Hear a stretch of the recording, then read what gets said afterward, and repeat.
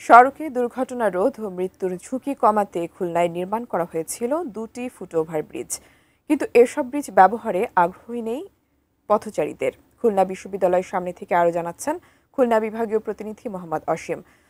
অসীম, আসলে ঠিক কি কি কারণে ফুটওভার ব্রিজ ব্যবহারে আগ্রহ পাচ্ছেন না পথচারীরা? এটা কি জনসচেতনতার অভাব নাকি কর্তৃপক্ষের অব্যবস্থাপনা? বিস্তারিত জানাবেন।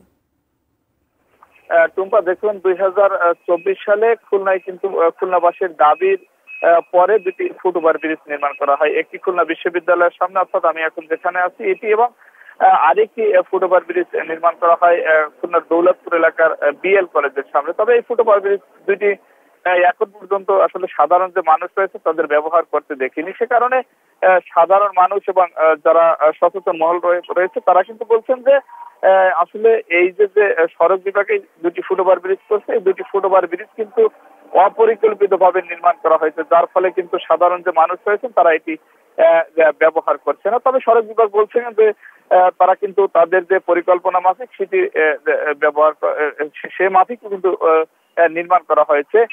তবে তারা কিন্তু বলছেন যে আসলে এই ফুটওভার ব্রিজ নির্মাণের যে বাধ্যবাধকতা এটি কিন্তু প্রশাসনের দেখার কথা। আসলে কারণ ফুটওভার ব্রিজ দুটি নির্মাণ করা হয়েছিল যে সড়কে দুর্ঘটনা রোধ করার জন্য, এবং অনাকাঙ্ক্ষিত যে বিভিন্ন সময় ঘটনা ঘটে গুরুত্বপূর্ণ এই রাস্তা পারাপারের সময় সেটি কিন্তু কিছুটা রোধ করার জন্য। তবে প্রশাসনের পক্ষ থেকে তেমন কোনো ধরনের পদক্ষেপ দেখিনি, আর সে কারণে খুলনার যে দুটি ফুটওভার ব্রিজ রয়েছেন প্রায় 7.5 কোটি টাকা ব্যয়ে নির্মাণ করা হয়েছে। তবে এই ফুটওভার ব্রিজ দুটি কিন্তু তেমন কেউ ব্যবহার করছে না। আমরা দেখছি যে এই ফুটওভার ব্রিজ দুটিতে কিন্তু মাদক সেবীদের আড্ডাখানা প্রায় দেখা যায়, সন্ধ্যা নামলে মাদক সেবীরা এখানে মাদক সেবন করে। তার কারণ এই ফুটওভার ব্রিজ দুটি কিন্তু একটু কিছুটা মাদক সেবনের জন্য নিরাপদ। দীর্ঘদিন ধরে চলে আসলে আসলে প্রশাসন বা সড়ক বিভাগ কেউই কিন্তু এই বিষয়ে কোনো ধরনের কর্ণপাত করছে না।